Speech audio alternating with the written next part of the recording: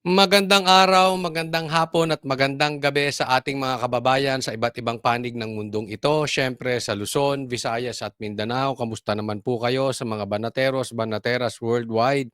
Shout out din po sa inyo. Muli po, nagbabalik Coach Oli News PH o Coach Oli na lang. Sana po pagpasok nyo i-like nyo po agad itong video na ito. And sa mga hindi ko pa po subscriber, sana po ay mag-subscribe po kayo dyan ha. I-click nyo na rin po yung notification bell dahil may mga nagko-komentaryo, nagme-mensahe na bakit hindi daw lumalabas yung aking video sa kanilang YouTube channel. No? So i-click nyo yung notification bell.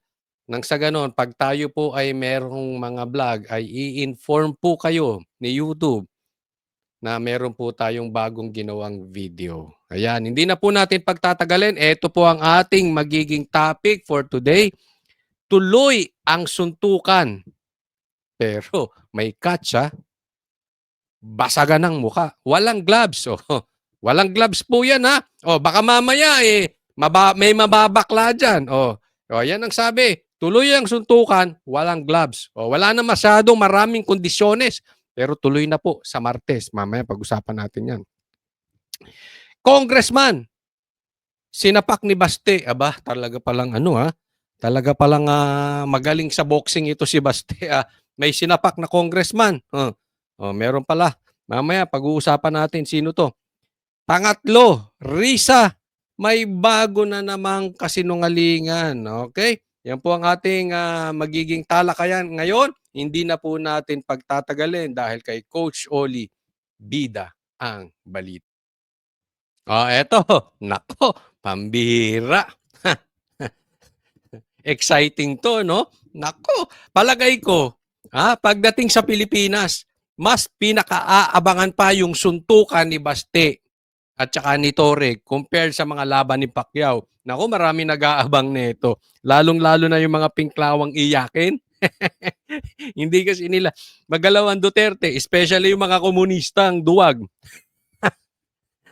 Alam naman natin talagang dinurog sila. Etong mga NPA, etong mga komunista, lalong-lalo na sa Davao, na talagang dinurog sila ng Duterte. Hindi nila kaya Duterte. So, kahit na mabugbog si Torre, wala naman silang pakialam kay Torre. Ang importante, makasapak lang si Torre kay Baste ng isa, dalawa, masaya na yung mga komunista na yan, yung mga pinklawan na yan. Hindi ko sinasabi mga pinklawan at dilawan komunista, ha.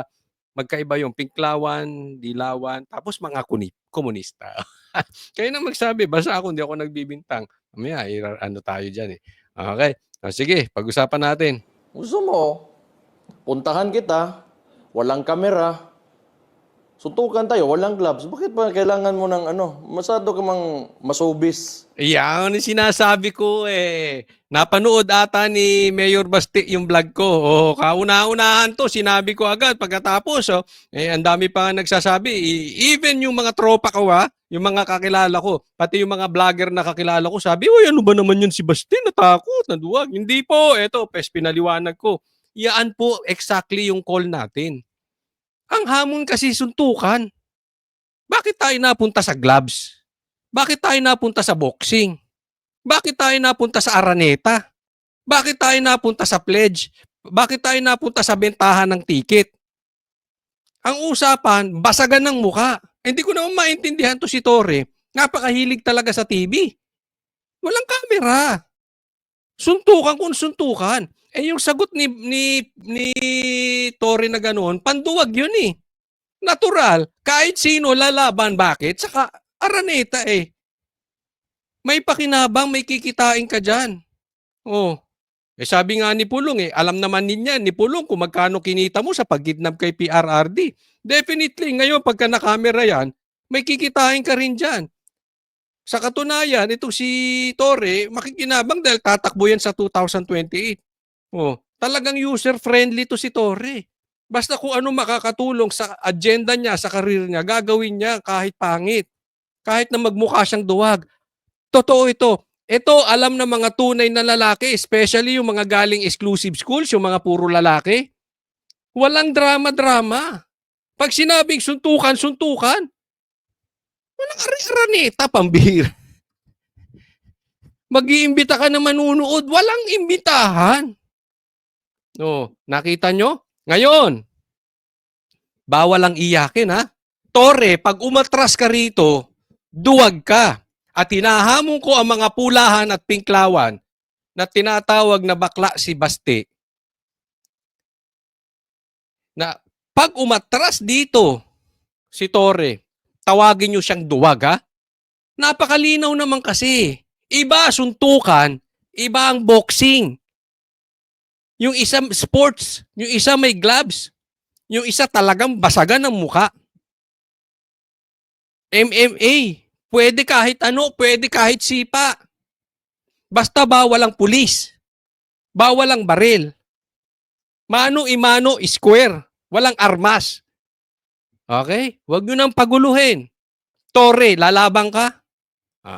Yan. Walang atrasan. Bis, ganito yan. Mm. Kung gusto mo lang talaga ng suntukan, bakit kailangan mo pa ng charity? Why do you need Mismo. kailangan mo pang gamitin yung nangyayari ngayon na baha dyan sa Metro Manila? Gusto mo, puntahan kita, walang kamera, suntukan tayo, walang gloves. Bakit pa kailangan mo ng masyado ka mang masubis? Yun yung alam nating suntukan. Di ba? Sige, taas ang kamay dito ng mga tunay na lalaki. Yung dumaan sa elementary, high school. Ulitin ko, lalo na yung exclusive, yung puro lalaki, walang babae. Diyan na madalas ang suntukan. Di ba ganyan? Wala nang usap-usapan. Gusto mo, puntahan kita sa bahay, suntukan tayo, walang cameraman. Huwag yung, para kang estudyante na grade 5. Sige, suntukan tayo, pero manunood si teacher. Manood si teacher dito. Gusto ko manood si principal. Di ba? Kasi, hindi natin alam kung anong plano nito si Torre. Basta ito maliwanag ha. Okay. Liwanagin natin sa mga pulahan tsaka pinklawan na iyakin. Pag may nangyaring masama kay Torre, huwag niyong sasabihin na grabe namang walang karespeto to si Basti, pinatulan matanda. Alam ko na sasabihin ng mga yan eh. Grabing kawalang karespeto to si Basti, naturingang mayor, sinapak PNP chief. Anong magandang halimbawa yan sa mga Pilipino, lalong-lalo sa kabataan? Tandaan natin, may sinabi lang si Basti, pinalaki ni Torre. Gusto niya sa Araneta pa. So, ibig sabihin, gusto niya makapanood buong Pilipinas. Ang gusto ni Basti, sila lang dalawa. Hindi makakasama sa kabataan. Liwanag po nun ha. Kaya nga ayaw ng camera, sila lang. Usapang lalaki to. Pero gusto ni, buong Pilipinas makapanood. So, walang sisihan ha, na pinatulan niya matanda. At kung sakali lang naman, mamatay si Torre, walang demandahan, ha? Huwag niyong ipapahuli sa pulis si Basti. Baka gagamit kayo ng dahas. Pero palagay ko lang ha. Dahil meron naman tayong mga kakilalang pulis. At ang pagkakasabi sa akin, 90% daw ng pulis galit kay Torre. Kaya lang siya ang PNP chief, kailangan sundin. So siguro they are also rooting for Basti na hindi nila masapak si Torre, si Basti na lang. Sapakin mo yan in behalf of me, at least legal. So kung mamatay si Torre, ako ayoko ha, inuulit ko. Kung meron akong magagawa, kung meron akong influence over them, ayoko matuloy yung suntukan. Diba? Kaya lang, tatawagin tayong duwag, tayo'y nagbibigay lang ng komentaryo. Okay? Pero pinaabot ko pa rin kay Mayor Basti at kay PNP Chief Torre, sana wag nyo nang ituloy yan. Diba? Hindi maganda yan. Pero kung mapilit kayo, ay tuloy ang ligaya. Okay ba? Pero, kung anong mangyari kay Torre, ha? Huwag niyong gagamitin ang kapangyarihan niyo. Sabagay, hanggang 2028 lang eh. Enjoy niyo yung kapangyarihan niyo hanggang 2028. Well, hindi ko alam kung if you're really serious about this, kung gusto mo yung charity na yan and you've laid some conditions, then let me lay my own conditions for the event. Kung serious ka talaga ha, but I cannot be there sa Sunday. I have other things to do. Pero Tuesday, available na ako. Tuesday, Wednesday, but not Sunday. Tuesday, Wednesday, or any other day. Kaya, I think mas okay para sa'yo kasi mas may oras ka pa para mag-ensayo. Kasi medyo Okay, maliwanag na yan. Ha? Shoot na yan. Tuesday, Wednesday, Torre. Okay? Kasi, panduwag yung, sabi ko sa inyo, panduwag eh.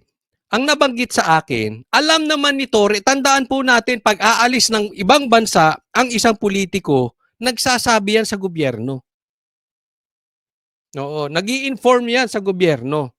So, alam ni Torre, aalis si Baste ng linggo. Si Torre naman, tapang-tapangan, nilagay yung schedule sa linggo. Oh, 'di ba? Kasi alam niya alis si Baste at pupunta sa Singapore. Ang tanong, anong ginawa ni Baste sa Singapore? Hindi kaya andun si Tatay Digong? Uy, tatandaan natin. Dinala di umano si Tatay Digong sa ospital. At hindi sinagot ni BP Sara kung asaan si Tatay Digong. Hindi ka nasa Singapore. Di ba? Well, anyway, bahala na, no? Kung ano man, sa Singapore man si Tatay Digong or wala, ang importante, tuloy ito. Okay, Tuesday or Wednesday. Maliwanag na yan, Torre, ha? Ano din, gusto mo. Mag-set up din tayo. Pero wala nang camera-camera. Wala na ring gloves.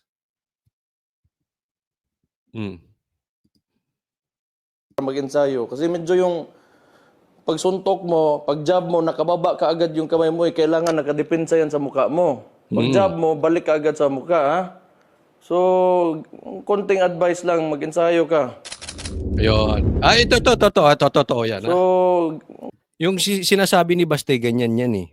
Medyo, tayo naman nagle-lesson. Hindi ko naman sinasabing tayo marunong. No? Nagle-lesson tayo for exercise lang. Diba? Boxing, Muay Thai. Ganyan eh. Pagka napapagod ka kasi, yan ang ano dyan eh. Pag napapagod ka, bumababa yung kamay mo. Lalo na pag mabigat yung gloves. Pagka yung gloves ay mga 14, 16 ounce, mabigat yan eh. Pag matagal, sumusuntok ka, mabigat, binababa mo yan. Yan yung sinasabi ni Baste. Pag suntok mo, balik dito. Ganun, no?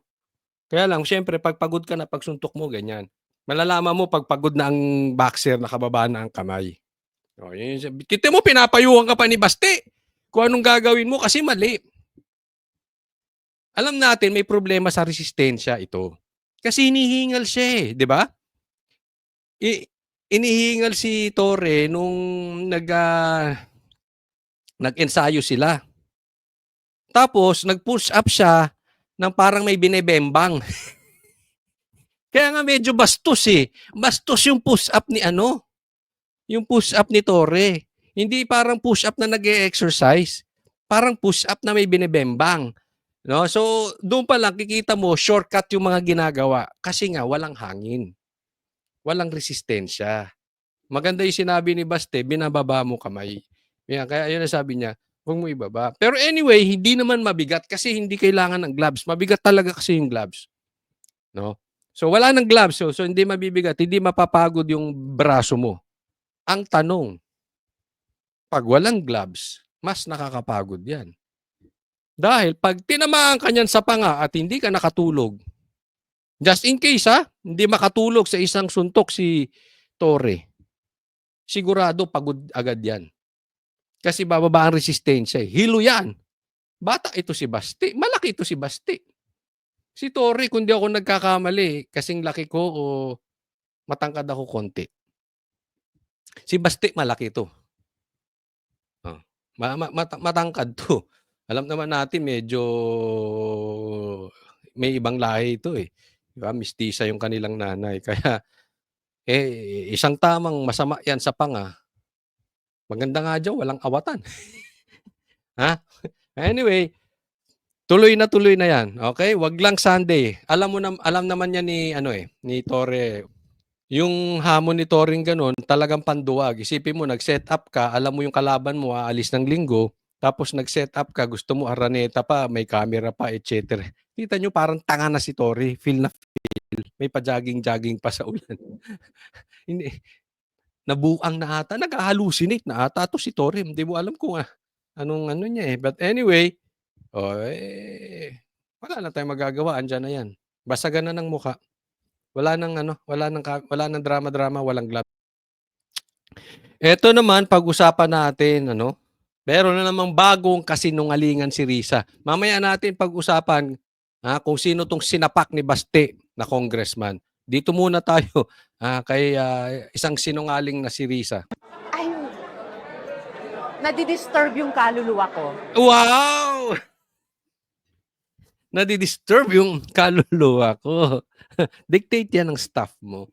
Ano kaya ang kaluluwa nito? Saan kaya pupunta? Ayokong husgahan. Hindi, wala sa atin ang paghuhusga. Pero ano kayang kaluluwa niya yun? Kaluluwang itim o kaluluwang matino?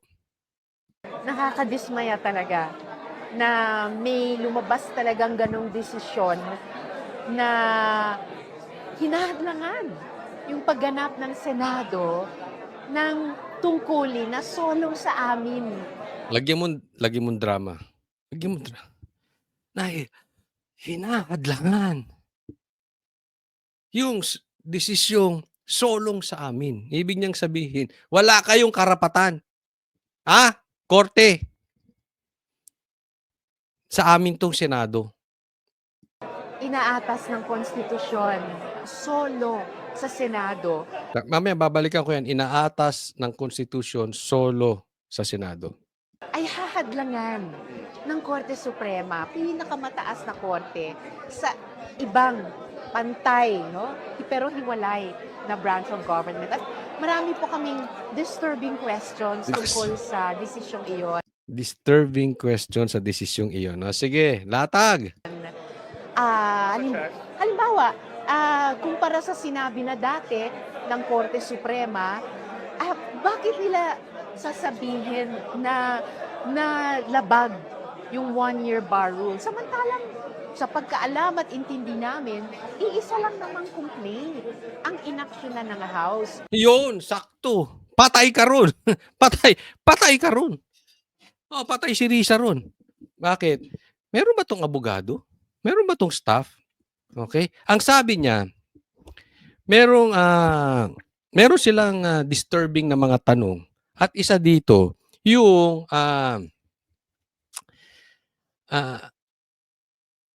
yung one-year bar rule. Okay? Ang sabi, isa lang naman doon sa 4 na complaint ng Congress ang inaksyonan nila at inakyat sa Senado. Exactly. Katanga nito, sorry Hindi po pagmumurang katanga. I think that is just stupid, sabi nga ni PRRD. Exactly. Dahil ang nasa batas, pag may nagpasa ng impeachment complaint, aaksyonan yan ng Kamara. Ipapasa yan. Di ba? Tapos, ipapasa naman sa Speaker of the House. Tapos, saka didinggin yung side ni BP Sara. Tapos saka ipapasa sa Senado. Sa madaling salita, may proseso. Ang nalabag po dito, hindi naman sinasabi ng korte na hindi guilty si BP Sara or guilty si BP Sara. Ang naging problema dito, sabi ng Supreme Court, procedural. Hindi dumaan sa tamang due process. Hindi dumaan sa tamang proseso. So, inamin mo. Katanga mo. Hindi ba? Yun na nga yun eh. Hindi kasi po pwede na merong magsasubmit ng complaint at hindi nila aaksyonan. Kumbagat sa korte, pagka may nagdemanda, obligado ang korte, aksyonan ito. Dapat may gagawin ng korte. Ganito po ang ginawa ng House. May nag-complaint, hindi nila inaksyonan. Itinambay nila. Andun ang problema. Kasalanan din nila eh. Di ba? Isipin mo, mababatas ka, hindi mo alam. Ba't hindi mo man lang tanungin sa abogado mo? They should know that.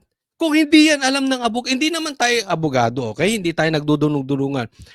Pero kung papakinggan mo yung Supreme Court, kahit grade 1 ka, at marunong kang mag-English, except na lang kung hindi ka medyo sanay sa English, pero kung grade 1 ka at sanay ka sa English, ang linaw-linaw nung sinabi ng court, ng Supreme Court. Hindi inaksyonan eh. Hello? So kung hindi alam nyo ng staff mo na mga abogado, sisantihin mo, palitan mo, pambihira, nagmumukha kang tanga. Risa, napagbibintangan ka ng tanim witness, nagmumukha ka pang tanga. Susmar. At tinransmit sa amin sa Senado para upuan yan na impeachment trial court. Tapos parang ang dami pang idinagdag na requirements ng desisyon kahit para sa mga future na impeachment trials. So, in the end, we are left with yung shock na parang may na-undermine na batayang prinsipyo ng accountability of public office. At ang mga Pilipino, bawat mamamayan, deserve na makita yon sa lahat naming nagtatrabaho sa gobyerno at maasahan na kapag may aligasyon na nilabag yan, nasisingilin yung accountability. Tama, okay naman yan eh. Ulitin ko. Hindi naman pinapawalang sala ng Korte Suprema para doon sa mga tangang senador. Hindi naman pinapawalang sala ng Korte Suprema si BP Sara. Ang sabi nga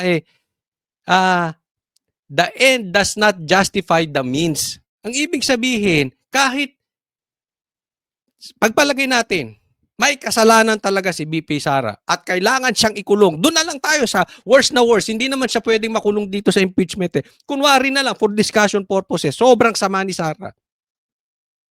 Hindi naman pinakikialaman ng korte yun. Doon nga yun sa impeachment court. Pero hindi ibig sabihin na dapat makulong si BP Sara, lalabagin na natin yung due process. Naiintindihan? Kaya nga meron tayong korte. Halimbawa, yung isa pumatay. Hindi naman ibig sabihin, dahil pumatay siya, mamamatay tao siya, wala na siyang karapatang humarap sa korte. Meron pa rin siya dapat, nabibigyan siya ng korte na a day in court kung tawagin. He deserve na ipagtanggol ang sarili niya. Karapatan niya magkaroon ng abogado. Naiintindihan? So hindi mo po pwedeng sasabihin na mali si BP. Hindi naman inaalis yun. Nagtataka lang kami sa inyo, ayaw nyo gawin ng tama. Pwede naman next year, pinalalaki nyo yung sitwasyon. Kung kayo ay mga matatalinong senador, magkakaproblema tayo dito pag hindi nyo sinunod ng Supreme Court. Dahil yan po ay batas. Tandaan natin, pag nagdesisyon ng Supreme Court, that is jurisprudence. Batas na po yan. At kaya nga sinasabi ni Tito Soto na may mga nadidinig siyang culminaris pang tinatawag niya, may nagpapayo sa kanya. Pag nagpayo yung mga nagpapayo kay Tito Soto ng kaibahan sa desisyon ng Korte Suprema, nagpapayo ka na i-disregard yung batas. And that is criminal.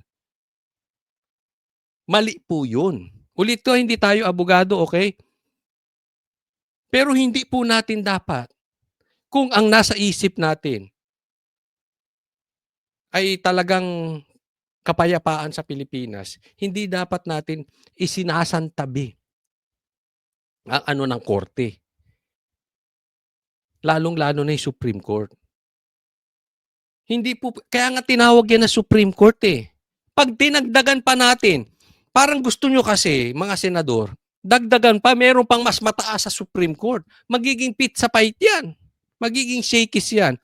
Ha? Anong tatawagin mo sa mas tataas pa sa Supreme Court? Super Supreme? Di ba parang pizza na? Meron pa Super Supreme Super Supreme Court? Yun nga, alam mo, kung aalisin natin yung personal agenda natin, meron na akong naririnig na iba na mga pinklawan. Hindi ko napapangalanan. Even yung mga pulahan na sinasabi nila, we totally don't agree with the Supreme Court. But we need to follow it. Dapat, be a better woman than that, Risa. You may disagree with the Supreme Court, but it is the Supreme Court. It is the Supreme. Wala yung Supremer, Supremes, o Super Supreme. Yun na yun eh. Huli na yun. Hindi, wala nga jurisdiction ang Senate para ituloy.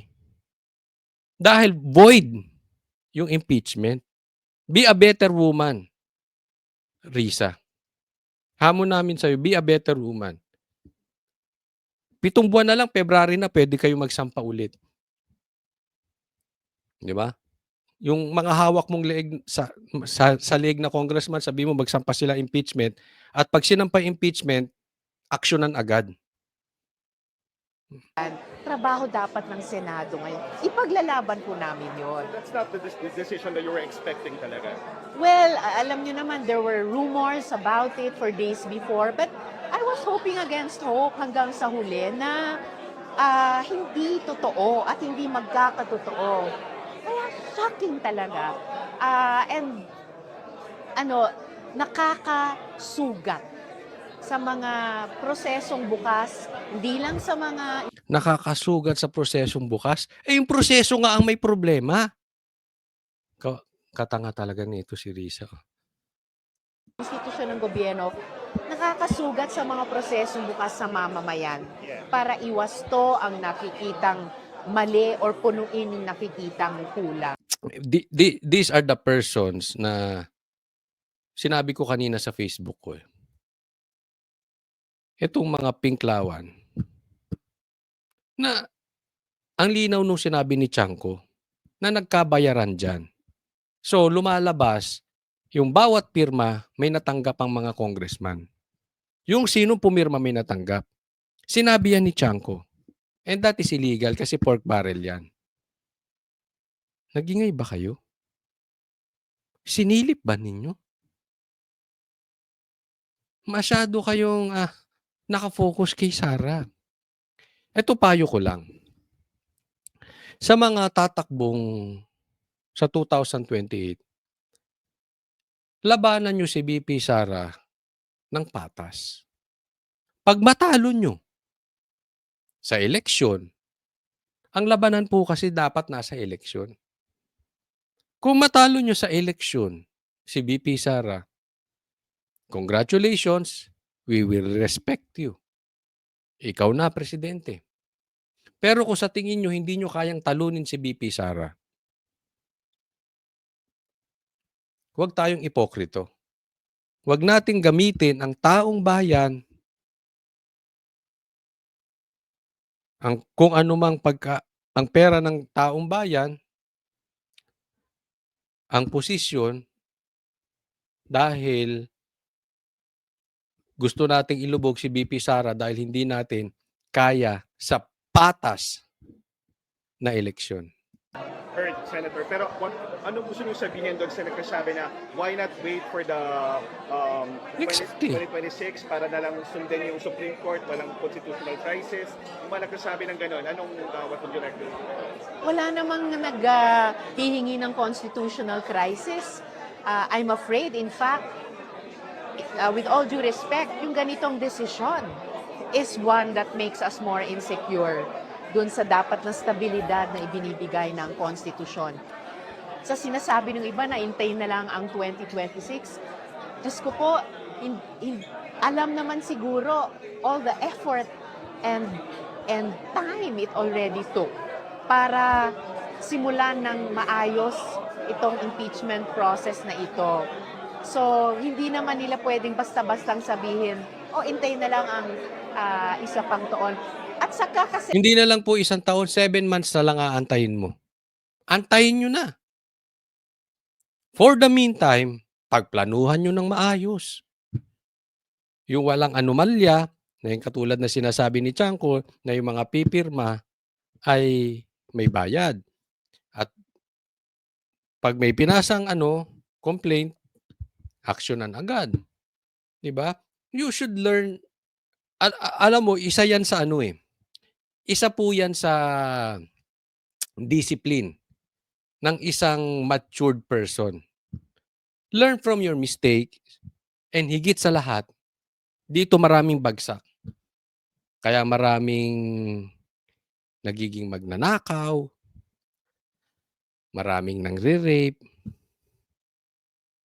They don't know how to wait. Wait ka lang. In a proper time, kung natuto kayo sa pagkakamali ninyo, makakabawi pa naman kayo eh. For the meantime, ayusin ninyo. Diba? Ganyan. Kaya may magnanakaw, may korap. Hindi nila maantay na yumaman sila. Hindi nila maantay na iangat sila ng Diyos. Hindi nila maantay na i-anoint sila ng Diyos na sila ay mapunta dun sa posisyon. Pinipilit eh. Di ba? Dapat yan sa buong katauhan yan. Let's learn to wait. Huwag natin pinipilit. Dapat organic. Pinipilit natin eh. Kaya tuloy nagkamali-mali oh. anong mga president ang tinatakda ng ganitong klaseng desisyon? Hindi, ako sa tingin ko walang precedents. Kasi ang sinasabi niya, pag nag-declare ang Supreme Court ng ganyan, ano yung mga kasunod? So, ibig sabihin, maliligtas na yung mga corrupt na opisyal? Hindi po.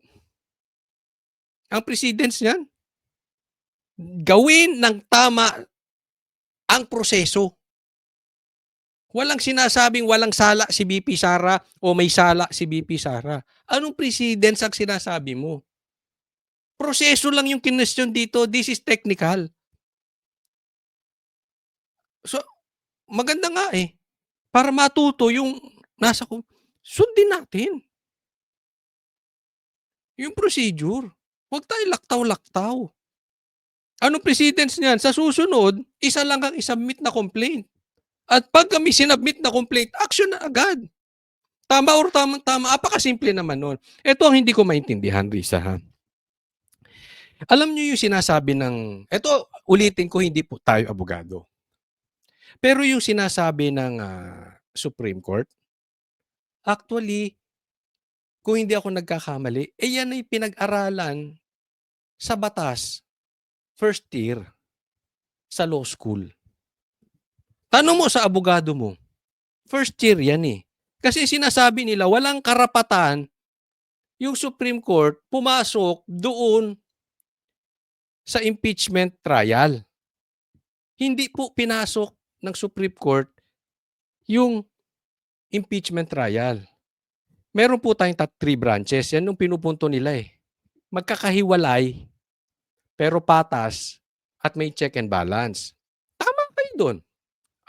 Legislative. Yung senador at congressman, according to the Constitution, ang legislative, sila po ang tagagawa ng batas.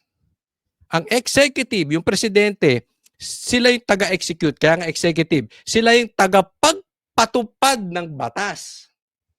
Judiciary. Sila yung pagka merong question, sila ang maghuhusga. Okay? Kung merong pinagtatalunan, in layman's term, pagka merong pagkakaiba, hindi po pwede nating sasabihin sa Supreme Court na wala silang karapatang pumasok. Karapatan nilang pumasok kahit sa executive, kahit sa legislative. Kung merong grave abuse of discretion. O, ayan, nasa Article 8, Section 1, Paragraph 2 of the Constitution. Ulitin ko, Article 8, Section 1, Paragraph 2 of the Constitution. Grave abuse of discretion. Yan po ang sine-question. Kaya sabi naman ng iba, itong grave abuse of discretion, wala naman eh. Pwede lang pumasok ang Supreme Court kung may grave abuse of discretion. Anong wala? Sobra-sobrang ang abuso eh. Isa lang ang pwede, 4 ang pinasa. Hindi ba abuso yun? Hindi ba nagkamali ang Kongreso doon?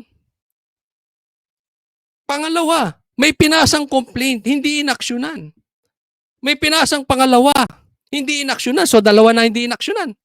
May pinasang pangatlo, hindi inaksyonan. Wala bang grave abuse doon? 3 ang hindi inaksyonan. 4 ang inaksyonan. Pangatlo, pero hindi naman ito sinabi ng Supreme Court. Pero para sa akin, ito yung matinding grave abuse. Unconstitutional yung pagpirma. Bakit? Hindi dumaan sa proseso. Una, bayad. According to Chanco, and at the same time, madalian yan. Pagkapasa nga niyan, pinirmahan daw agad ng mga kongresista. Baka ng iba kasi nanghihinayang dun sa bayad sa mga kongresista. Kaya ayaw na nilang paabutin ng FEB kasi magbabayad ulit. Aalala nyo, kaya nga kaya hindi tumakbo yung 3 kasi walang naglalabas. So, baka wala nang pambayad dun sa 2026 na isasampa, kaya yung iba ayaw. Baka wala nang pumirma. Kaya ngayon pinipilit. So, pakisabi mo sa abogado mo. Alam niya yan, first year, tinake niya na yan. Kung hanggang saan ang power ng Supreme Court. Alam nila yan. Unless, nagbobobobobohan, iniikot nila to serve their agenda. Pero kung exam yan, bar exam, mali na. Yan ang sagot mo. Walang karapatan ang korte, ang Supreme Court, dyan sa impeachment procedure na yan. Mali ang desisyon nila. Wrong answer na kayo.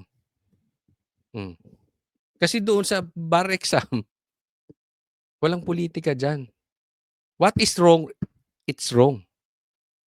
What is right? It's right. Sa bar exam nga, walang score na 9 eh. Bawat tanong doon, 10 points or 0. Pag mali, mali. Pag tama, tama. Ganun yun. So, hindi mo pwedeng sasabihin na walang karapatan ng Supreme Court. Wow. So, ibig sabihin, wala kayong karapatan Supreme Court. Ang may karapatan, si Risa, si De Lima, si Achiche. Sino pa? Yung mga komunista. Sino pa? Ilagay nyo dyan sa comment section. Sino-sino pa yung may karapatan? Supreme Court, wala. Pero the likes of Risa, meron. So, lahat ng mga ayaw ng impeachment process, lahat ng ayaw ng pagsingil ng accountability, will probably pick up lessons from this at gagamitin na naman nila para Hindi. hadlangan ang pagsingil ng mamamayan ng accountability, ang responsibilidad maningil ng accountability ng gobyerno, which is what the impeachment process is all about. Tanga. Sinasabi niya, papaliwanag ko kung hindi ba naman sabit kaliwat kal. Paano naging mambabatas ito? Pambira. Sabi niya kasi, paano yung mga ayaw humarap sa impeachment at gagamitin tong desisyon nito ng Supreme Court? So in short nga, jurisprudence eh. So halimbawa, Halimbawa, i-impeach si Marcos. According to Supreme Court versus ganon. The decision of BP Sara versus ganon. Na the Supreme Court declared that the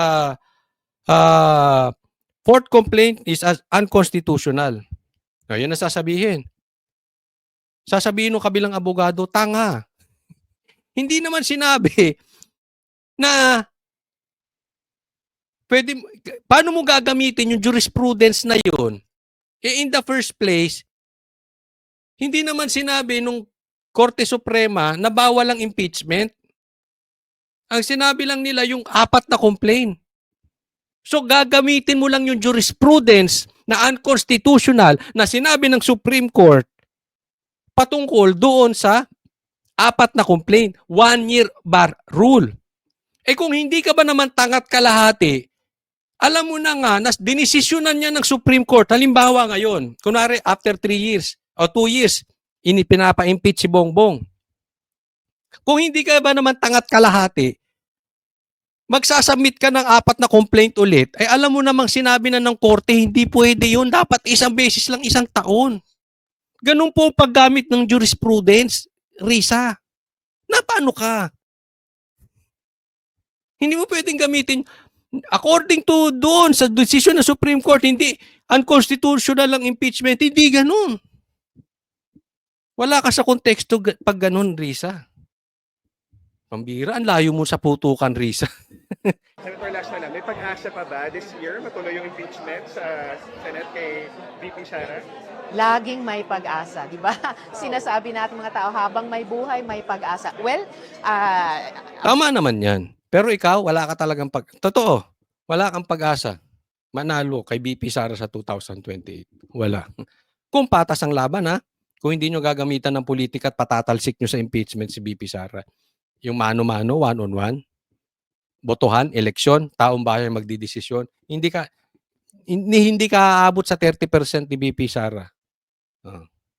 Tanggapin mo na yun. abangan natin na nababalitaan ko may mga nagko-consider mag-file ng motion for reconsideration, may mga Medyo natatangahan ako dun sa mga magpa-file ng motion ng MR. Saka magpa-file ng MR sa Supreme Court. Unanimous decision yun. 13-0 yun. 13-0 yun eh. Tapos sa kanila ka magpa-file ng MR? May asa kayo.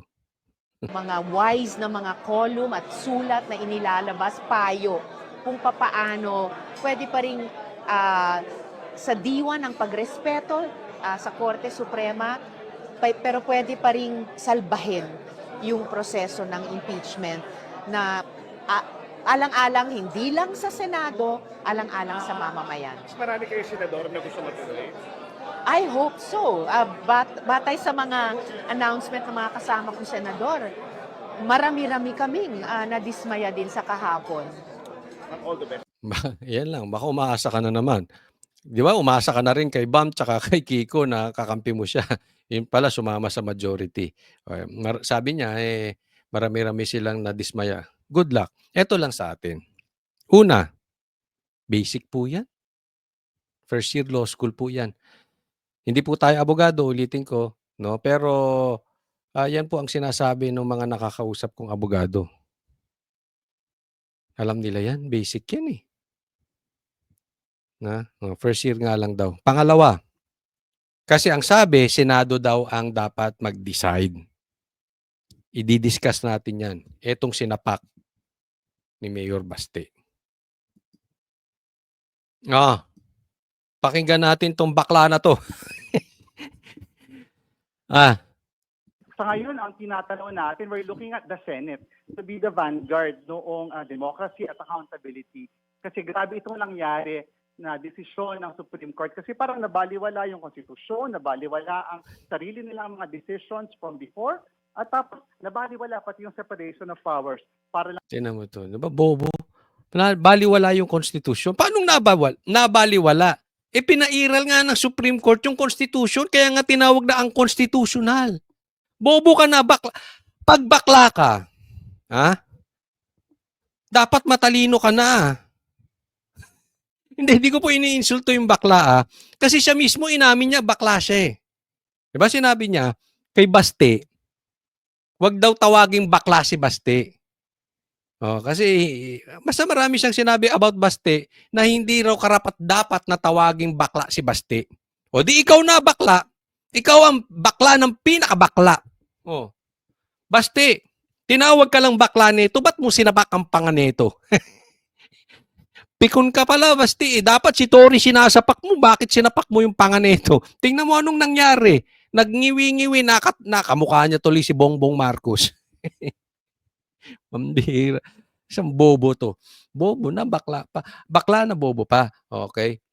Kasi marami akong, kasi sabi ko nga sa inyo, exclusive school ako eh. No? Marami akong kaklase. Yung mga bakla, tatalino, sila yung nasa top eh. Wala ata akong kaklase. Si Atty. Vic, kaklase ko yan. At saka si J. Ruiz, kaklase ko yan. Alam nila to. Lahat ata ng bakla naming kaklase, nasa top eh. Matatalino yan. Oo. Masisipag mag-aaral yun eh. Hindi siya iniinsulto ko. Aminado naman sila eh. No. Kaya nga, dapat nag-aaral ka mabuti, pambihira. Paano nabiyak yung Constitution? Paano pinanghimasukan? May karapatan ng, anyway, kadidiscuss ko lang yan kanina. Pakinggan mo na lang, ha?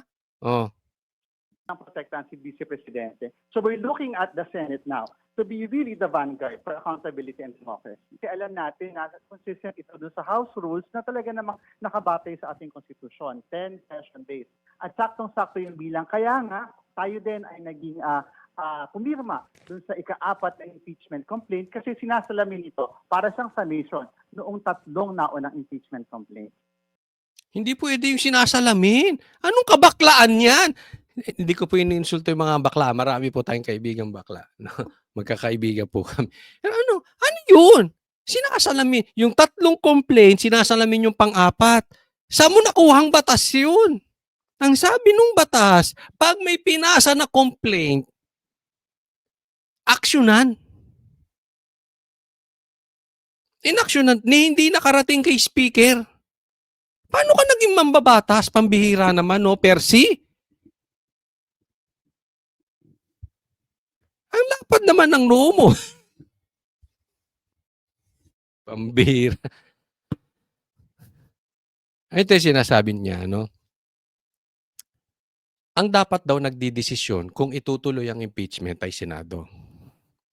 Sige, for discussion purposes, let's accept that. Okay? Ngayon, paano pag sinabi ng Senado, we will follow the Supreme Court? Iiyak ka na naman. Maghahanap ka na naman. Alam ko yan ang sasabihin ng mga komunista, yan ang sasabihin ng mga pinklawan, yan ang mga sasabihin ng NPA. Sabi sila ng sabi, dapat Senado nagdi-decide, Senado ang nagdi-decide ng Senado. Pag sinabi ng Senado, nagkabotohan, hindi tuloy ang impeachment dahil unconstitutional. Maghahanap na naman kayo. Sa madaling salita kasi, hindi talaga kayo naghahanap ng batas, ng naaayon sa batas. Naghahanap kayo ng butas dahil alam ninyo may kalalagyan sa mga Duterte. Pag naging presidente si Duterte, si BP Sara, sa 2028, mananagot ang mga adik, mananagot ang mga komunista na mga mapagsamantala sa bayan. Diba? So, kung sakali man Senado magdesisyon at pumabor kay BP Sara, walang iyakan, ha? Sana, be a man. Pwede ka naman kasing bakla pero may pagkalalaki. Be a man to accept. Yan ang desisyon. Sundin natin ang Supreme Court, sundin natin ang Senado dahil ikaw mismo, sinabi mo, Senado dapat ang magdi-decide. Huwag yung pabaklang sagot. Pag sinabi mo, sinabi mo. Okay? Maliwanag po yan. Hindi ko po inaano ulit ang mga bakla. Okay? Siya mismo umamin. No. Kaya nga wag mo nang patulan to, Basti. Bakit sinapak mo? Ha? Pambira naman to si Basti, oh. kaliit na tao pinatulan, no? Oh, sagutin mo yung pagngiwi nito si ano. Okay. Maraming salamat po. Wag po kakalimutan na doon sa mga hindi pa po subscriber ni Coach Solly, kung gusto nyo ng makabuluhang vlog. Hindi, joke lang po. Kung gusto po ninyo ng, ng mga ganitong content, wag po sana natin kalimutan i-like tong video na ito nang sa gano'n, mas ikakalat po 'to ni YouTube at, wag niyo rin kalimutan, mag-subscribe. Malapit na po tayo mag-500,000 subscribers. Maraming salamat po sa inyo. God bless everyone.